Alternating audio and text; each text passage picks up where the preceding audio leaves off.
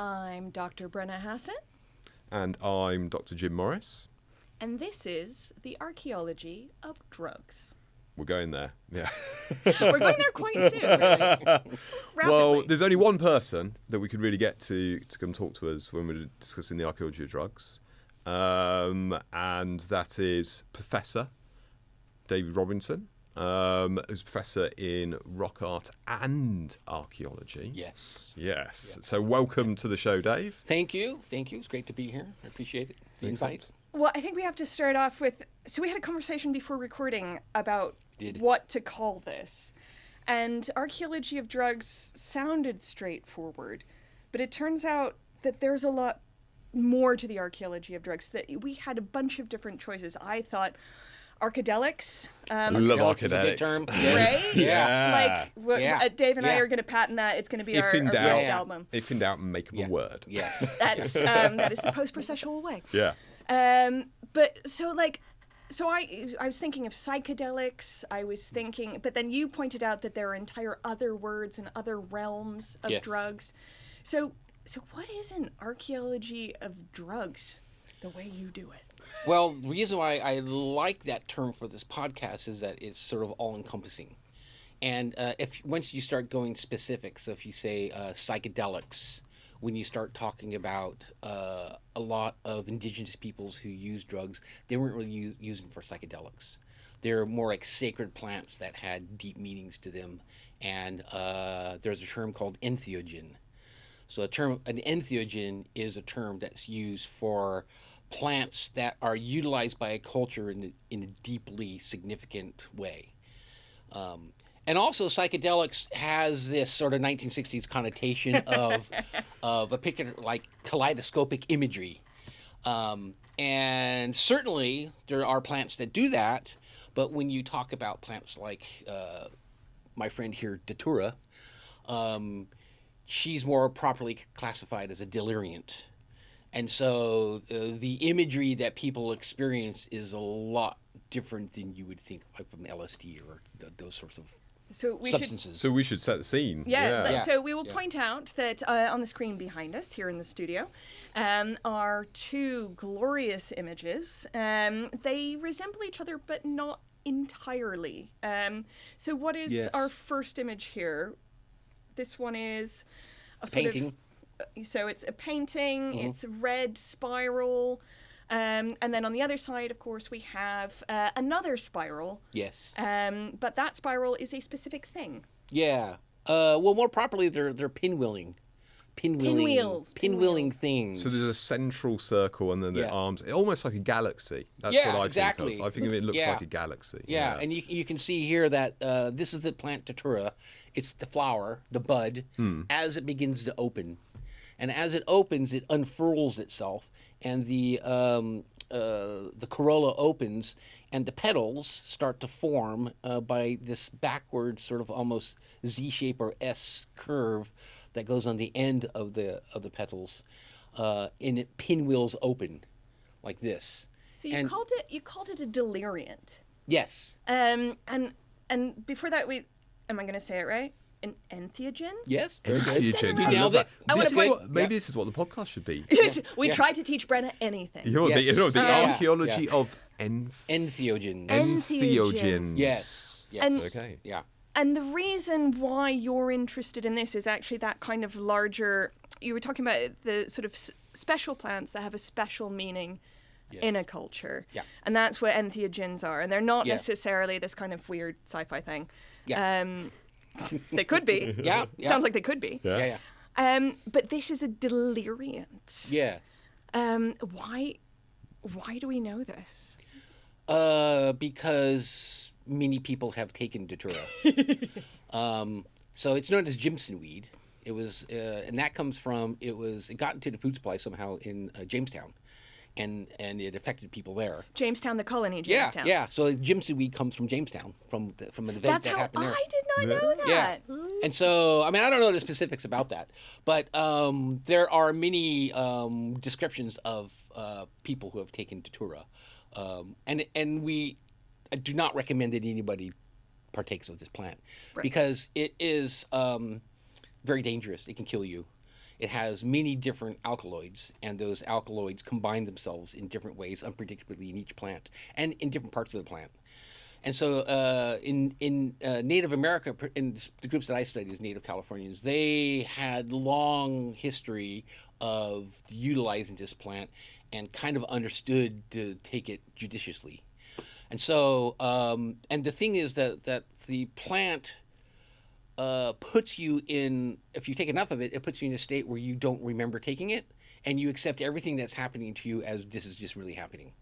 And you might see yourself, you might take it in a cave or take it in a house, and then when the effects kick in, then you're on a beach talking to your grandmother and a bunch of friends of yours smoking a cigarette, and you get up and start walking around and bash yourself on the top of the cave. Wow. So when they took it, they almost always had attendees who would look after them. So it was a very controlled situation with the taking of this, and it can be just world shattering. You just do not understand that you're in it, and you black out, and then you can't remember a lot of the event afterwards when you come to, and it can last for a long time. So it's a very unpredictable and disconcerting plant in its effects and how it is that you experience it. And there's accounts of people doing this, and they call it a deliriant because people go delirious, they go nuts, and end up in A&E and hospitals and having to be looked after, and sometimes people die from it. So don't do datura. Yeah, kids. Yeah, it's the listeners, legal disclaimer: Yeah. we are not advocating doing datura. Yeah. So this is, you've set a scene, but it's a very kind of internal mental scene. So Yep. to take us back to the context of your research on this, Yes, yeah, you are working in California, is that right? correct, yes. And that's with groups who are living groups, but who have long histories in the area. Yeah. So where is this kind of work taking place, and what kind of cultural sort of milieu? Because we have to get some French words in there. Yeah. Ooh, very good. Especially word, because Professor Dave Yeah. now works on French rock art. he does, doesn't we he? have to Yeah. get the French Well, that would words be a in there. different. Yeah. That would be a That's a different different Yeah, podcast. one, yeah. But yes, so let's talk about, so who are you working with, and who are you kind of, what cultural context are you talking about here? So this is in California, modern California, in Kern County, and it's in southern Kern County, and it's in the lands traditionally occupied by a whole region of different Native American groups. So the Chumash, Katanamak, Tabatabal, Yokuts, Kawaisu, even Tatavian. It's really a borderland region. And the site is located in lands attributed to the Chumash. But the modern tribe that is the caretakers for the cultural patrimony of that region is called the Tohono Indian tribe. And they're a federally recognized tribe based out of Bakersfield. They have deep connections, particularly with the Katanamak indigenous groups, but also many others. They all came together on what's called the Tohono Ranch. And so their name comes from historical circumstances where these tribes were put together by the U.S. government into kind of a reservation, and in that context, they formulated sort of their a pan-Indian tribe, pan-California Native American tribe called the Tohono tribe. And I work with them and with the landowners of called the Wind Wolves Preserve, who facilitate the research. And the work that I do is really a collaboration. It's a collaboration with the tribe. So I learn from them probably way more than they learn from me. But I'm happy that my research can contribute to their education programs. They like to teach their kids about their own past. And there are lost practices, things that they don't know about that the archaeological record can tell them. And this is one of the things that it gives them. They knew a lot about the taking of datura from their tribal traditions, but the specifics about this particular site called Pinnacle Cave, where you see this painting, is something that they didn't necessarily have direct knowledge of. So I can help them out. I can help them with information that is good for them to have for their own purposes. And they can explain why you shouldn't do datura. Yeah. And yes, they can do that. So we should set the scene in terms of Pinwheel Cave, because I've been very lucky in my life, and I have been to Pinwheel Cave. Whereas I've only been to Bakersfield. Where you've Right. only been to, Yeah. Which is not as scenic. Sorry, Bakersfield. It's not as scenic. It's my turn to sort of alienate segments of our audience, so I'm sorry. But Trader Joe's is there. Trader Joe's is there. So It was not there Oh, was it? when I was younger. Oh, yeah. So- This was a while ago then. Every Thanksgiving trip to Bakersfield did not include Trader Joe's. So it's an utterly beautiful landscape, and actually it's quite, what struck me is that not many people go there in terms of that kind of area, but it's dotted with these rock art sites, one of which is Pinwheel. Yeah. And Pinwheel is a cave, right? Like, so are all the rock art sites? I mean, I wouldn't really call it's more of a shelter. Yeah, A shelter. It's. There's no proper caves in that region Okay. where you get into a dark zone with no light Okay. at all. But it's a dome-shaped rock, and the interior of it is a metamorphic conglomerate, and it's got all these interstices, which you can see in this picture here. You see these little holes, these little gaps in the ceiling. Those are natural gaps from the formation. Right. And those become important later. They do. And so within that space, light creeps in, which is also important. But it's like a house size where you could fit 30 people in there. But I couldn't stand up in it. I don't think You can stand up right in the middle. Right in the middle. Yeah. For the listeners, Jim is some sort of height. I don't know. Let's say seems- I mean, officially, probably a little bit less than 6 foot, but let's call it 6 So foot. we're going to call Jim 5'10". Yeah. 5'10". Yeah. 5'10". Yeah. I'm helping. Oh, thank you. So what happened with this site is, I'm interested in rock art, and in those little gaps, those little interstices, there were little vegetation packs crammed into them. They're sort of tannish to dark brown in many of those little hollows all across the ceiling. And there's like over 60 of these things shoved in there, and it looks like humans put them in there. So it's an intentional, someone is... Yeah, people are shoving things up in there. And the nearest analogy that we could think of is that they're called quids or chews. And they're packets of material, vegetable material, that you put in your mouth and you masticate. And then you get usually nutrients. So oftentimes you get yucca quids in archaeological deposits across the American West, agave, things like that, where the fibers are too tough to swallow, but you can get nutrients out of it. And then they would chew them and chuck them on the ground. And so that's not uncommon, but it's unprecedented to see them shoved up in the interstices, like you would put chewing gum on your bedpost. I know you do that. No I know you do that. here would ever have done that. Mom, do not check the bedposts. You don't want to see behind the bed. No. Yeah. But when I first started working out there, this site had already been discovered and recorded by a guy named Jack Sprague and the Rock Art Documentation Group. And they noted, Dan Reeves in particular, he noticed that the opening of the pinwheel painting looks suspiciously like the opening of the flowers of datura. He noted that on his site report, and we talked about that what if these chews were actually chewed datura and shoved up in the cracks? And so eventually, at some point, we sampled those. We took a couple out, and we, through a very long and arduous process, discovered that they contain the compounds within them that match the compounds in datura that creates this deliriant or this hallucinogenic effect, and it's called atropine and scopolamine, are the two main ones.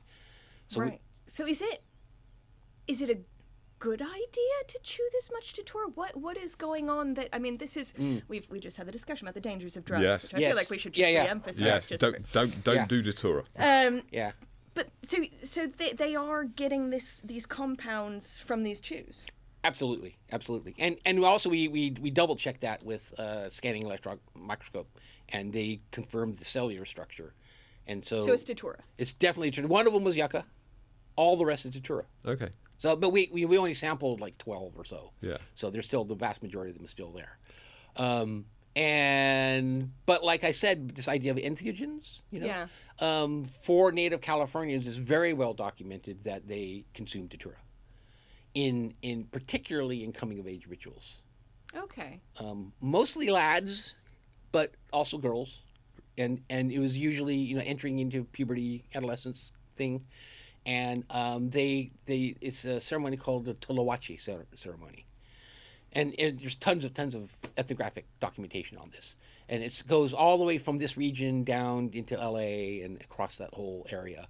And it was known as by early anthropologists as the datura cult. And so they took Tolowache, and Tolowache was a brew. And they would take the plant and they would mash it up. Sometimes they roast it a little bit, but mostly they would take the plant, usually the root, but they could also do seeds or flowers or any part of the plant. And they would mash it, pound it in a pestle, and then they would seep it in water, cold water as far as we understand, and then you would put it in a stone bowl or a wooden bowl and give it to an initiate.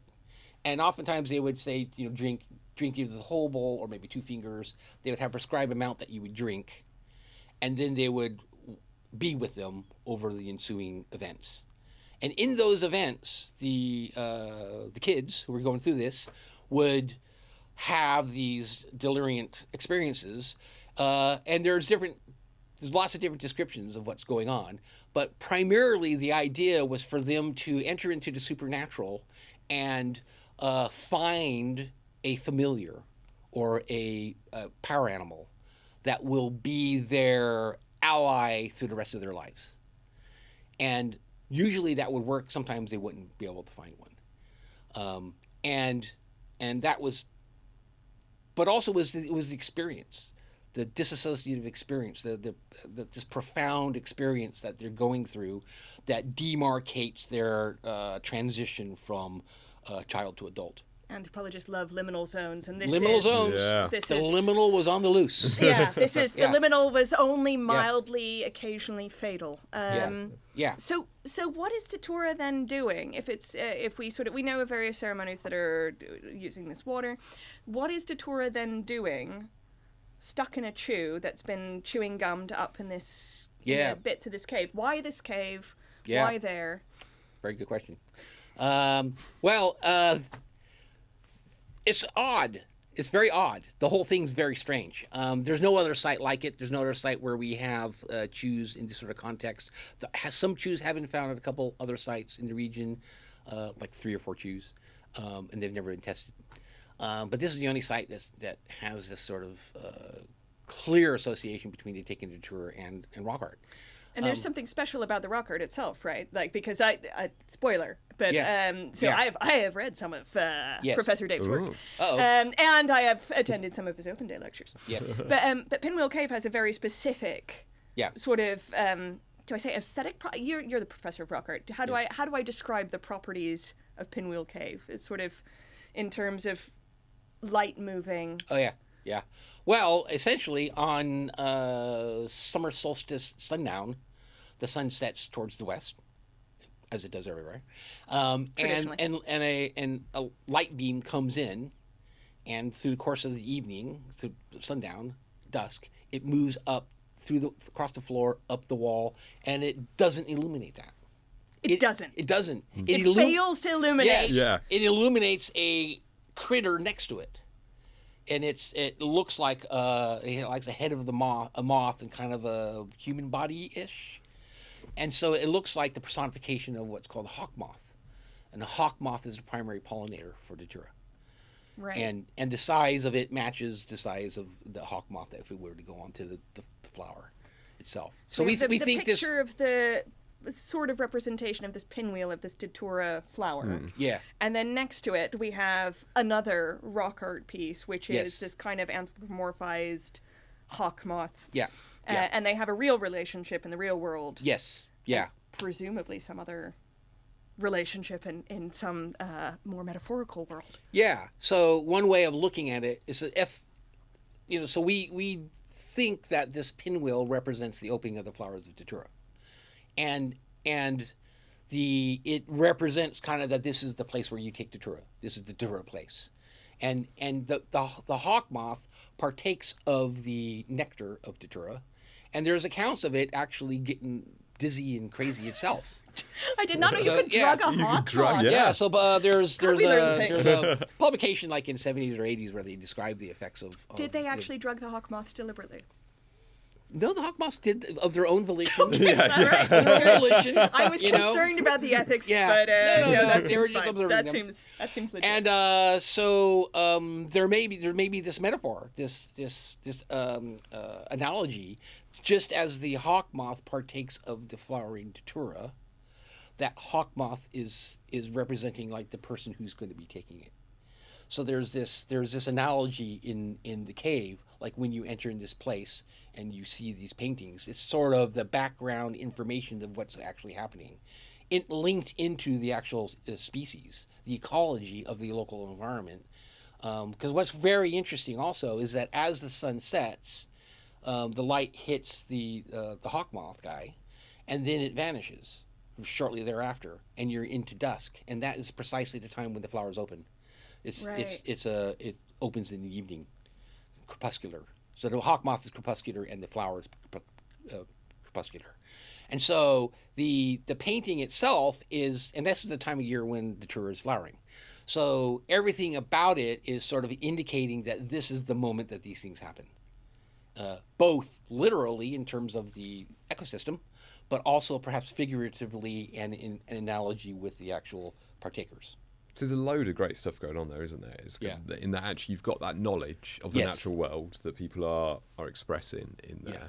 But having been in that cave site, I would not want to take datura in there. It's kind of because we've established you don't want to take datura at all. Yeah, you don't want to take it at all. But they've had to choose somewhere to take it. A soft room would be or out in the open would be somewhere, not in a cave. And actually, the rock is. Because it's not kind of the nice kind of comfy. It's not comfy. No. It's best described as not comfy rock. I mean, they made mats. They had things to put on the floor to make yourselves comfortable. These wonderful things called tule mats, which are these bundled up reeds that they made into these very comfortable portable flooring. And you could go and put it anywhere, and then you can This is the IKEA chair of the drugs episode. It is the IKEA we must find the best seating arrangement in every single type of archaeology. Yeah. So the idea then is that people are going into this cave, and those chews show that they are taking datura in that cave. Yes. And so perhaps this is a place where people are undertaking that kind of important part of their journey. Yeah, either that or they're chewing it somewhere else and bringing it in the cave and sticking it up in there. Yeah, which seems unlikely. Yeah, they might not be in a state to remember to do that. It sounds like. That's true. Yeah. But however, I mean, there's another reason to call this the archaeology of drugs rather than the archaeology of datura. Yeah, because Anna Harkey, who is a palynologist, somebody who studies pollen.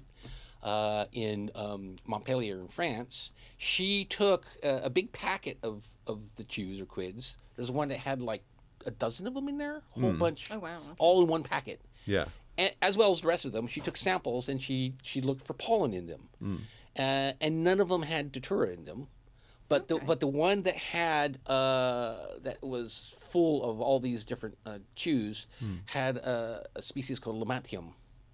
Lomatium is known locally as chuchupate, and it's a flowering plant that has these little roots, and the women in particular liked using it, and it was a mild stimulant. And they walk around, they kind of chew it, and it's kind of like having caffeine. It made you feel a little bit good, but it was also used for healing. Right. And tons and tons of pollen of that, high quantities of pollen of that was found within the chews. Oh wow! Okay. So what's up with that? We've looked at how could it have naturally gotten in there? It doesn't seem that. Yeah. And really, the best way for it to have gotten into the chews is that maybe the cave got flooded, and then there was that plant was in the cave, but it's not in the rest of them, and it's high, and there's no evidence that ever.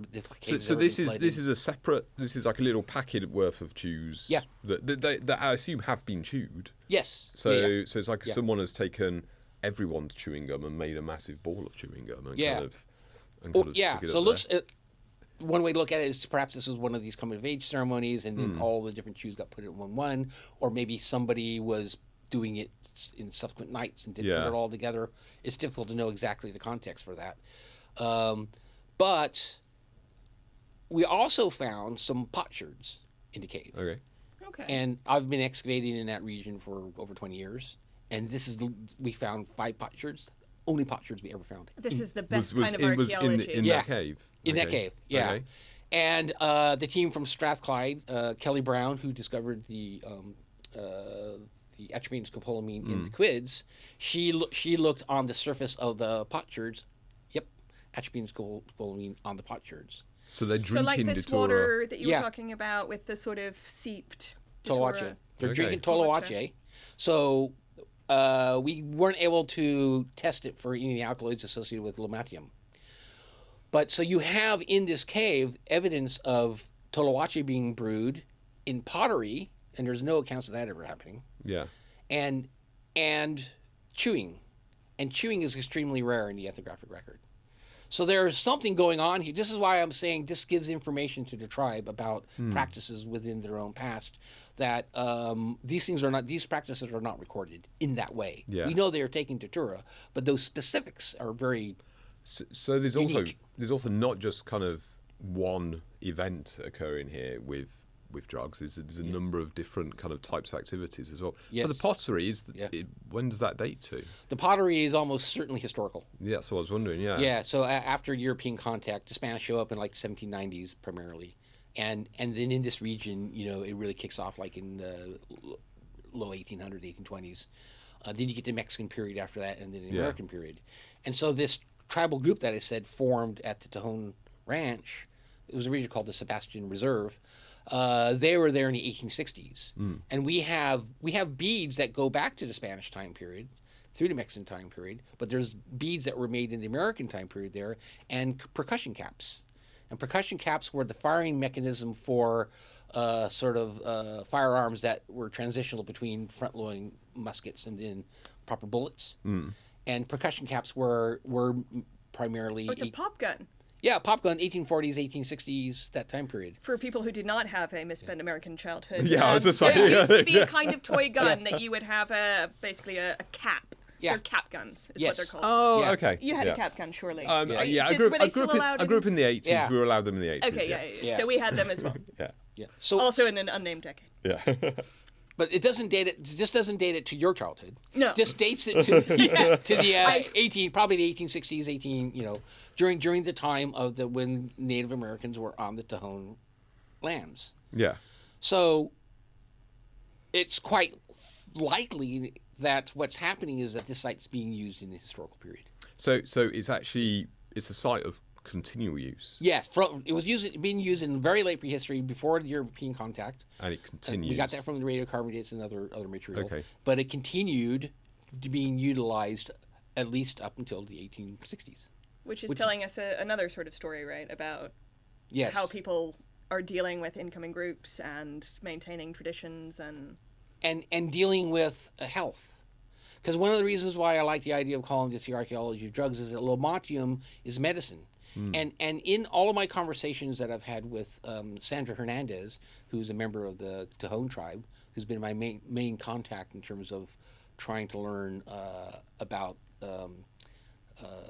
tribal views of archaeology in the past, she says that there's 2 reasons why you take datura. One's for visions, the other's for healing. Mm-hmm. And in fact, in almost all the literature, those 2 are inextricably linked. Doing an hallucinogen, taking a delirium, doing this stuff is a mode of, it's medicine. Yeah. So medicine and encountering the supernatural is the same thing. There's no difference. So it's very our very westernized point of view is like, oh, drugs, man, they're kind of recreational or thing or something along those lines. But this is there is no kind of separation there between kind of medicine and visions. They're all kind of one thing. They're interlinked. Yeah. And the plant itself, atropine is used to increase heart rates, and also it causes dry mouth, so it's used in operations when they need you to have your esophagus needs to be dry. And scopolamine is used in motion sickness pills. Oh. So we use the plants, alkaloids, separated out in modern medicine. So, but lomatium, the thing that's really interesting is that lomatium is included in that big pack. And also you have yucca there, and yucca can be used as a medicine as well. So I think the evidence is suggesting that it's far more than a place to trip, far more than a place to have an hallucinogenic experience. It's a place for healing. And if you think about the context for Native Americans in the historical period, and even earlier in what's called proto-historical period, which is Europeans landed in places like San Diego and around San Francisco, and left, and you got pathogens that were released. And there's this famous paper called Serpent in Eden, where it looks like there were big pandemics that occurred in California in that intervening time period. And then, of course, certainly it's well documented that there were massive disease problems throughout the historical period. And so you have all these health issues, these challenges to local tribal groups to try and deal with this. And so you might turn increasingly to your traditional medicines to try and deal with that. So I think that the context for this cave is very interesting in the sense that I think the reason why it exists and we're finding it in archaeology is that it's a lot more than the relationship between rock art and trance-inducing materials. It has to do with the health of the community and the community trying to deal with that. In very trying situations. So we could have called this podcast medicine. Yes, we could have, Yeah. but we wanted sensationalism. We did, yeah. And which is why we're going to ask our final question. Yeah. So we ask everyone a classic kind of archaeologist question that a member of the public kind of may ask us when we're there out excavating, surveying, doing our things. So Dave, have you found any gold? Indirectly, yes. Indirectly? That's the best kind of finding of gold. Well, I didn't find it. It was found by a friend of mine, Gail Grass, and she discovered a cross. It was a metal object cross that is formed. It was equal on all sides. Yeah. Okay. So it's one of those. Okay. You know, if you look back, I mean, like the old German. World War I. There's probably a really specific name for those kind of crosses that I don't know. They're called potent crosses. Yeah. I think they're called potent. And anyways, so we analyzed that, and it has gold in it. Okay. I guess. So yeah, so a gold cross was found at a rock art site. And I assume that actually, the story for that would make it that rock art site was also in use during the historical time Contemporaneous. periods. Yes, we got glass beads from that site. Yeah. Gail found glass beads at that site that dates to the historical periods. Well, thank you so much for joining us and for telling us about the archaeology of drugs. You're welcome. And I've been Dr. Brenna Hassett. And I'm Dr. Jim Morris. We say thank you very much to Professor Dave Robinson for joining us on the archaeology of drugs. Thank you. Thank you for listening to the Archaeology of. You can watch the show on our YouTube channel and on Spotify. Please subscribe wherever you get your podcasts, and if you'd be kind enough to leave us a review and rating, we would really appreciate that. See you in the next episode.